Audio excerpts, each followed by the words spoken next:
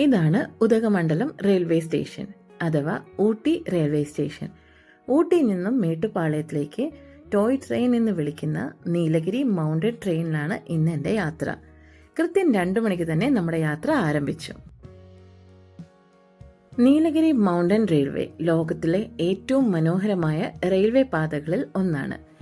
1908 ആരംഭിച്ച ഈ റെയിൽവേ തമിഴ്നാട്ടിലെ ഊട്ടി മുതൽ മേട്ടുപ്പാളയം വരെ ഏകദേശം 46 കിലോമീറ്ററാണ് സഞ്ചരിക്കുന്നത്. ഈ ട്രെയിൻ മേട്ടുപ്പാളയത്തിൽ നിന്നും രാവിലെ 7:10 പുറപ്പെട്ട് 12 മണിക്ക് ഊട്ടിയിൽ എത്തിച്ചേരും. ഉച്ച കഴിഞ്ഞ് 2 മണിക്ക് പുറപ്പെടുന്ന ട്രെയിൻ 5:30 മേട്ടുപ്പാളയത്തേക്ക് തിരിച്ചെത്തുന്നു. പർവ്വതങ്ങളുടെ റാണിയായ ഊട്ടിയിൽ നിന്നും താഴ്വരയായ മേട്ടുപ്പാളയത്തിലേക്ക് ഇറങ്ങുന്ന ഒരു അത്ഭുതയാത്ര. മലയോര കാഴ്ചകളും മഞ്ഞു മൂടിയ മലകളും തേയിലത്തോട്ടങ്ങളും കടന്നു പോകുന്ന വിസ്മയകരമായ ഒരു അനുഭവമാണിത്. നീലഗിരി മൗണ്ടൻ റെയിൽവേ യുനെസ്കോയുടെ ലോക പൈതൃക പട്ടികയിൽ ഉൾപ്പെടുത്തിയിട്ടുണ്ട്.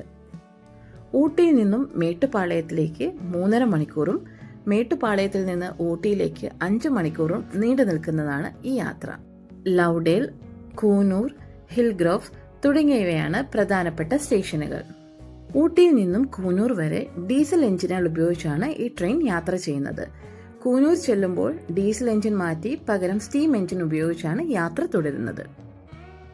റാക്ക് സിസ്റ്റം ഉപയോഗിക്കുന്ന ഇന്ത്യയിലെ ഒരേയൊരു തീവണ്ടി പാതയാണ് Nilgiri mountain railway. Rack railway എന്നത് ഒരു പ്രത്യേകതരം റെയിൽവേ സംവിധാനമാണ്. ഇത് കുത്തനെയുള്ള മലനിരകളിലൂടെ തീവണ്ടികൾ ഓടിക്കാൻ സഹായിക്കുന്നു. കൂനൂരിനും മേട്ടുപ്പാളയത്തിനും ഇടയ്ക്ക് റാക്ക് സിസ്റ്റം ഉപയോഗിച്ചാണ് ഈ ട്രെയിനുകൾ പ്രവർത്തിക്കുന്നത്.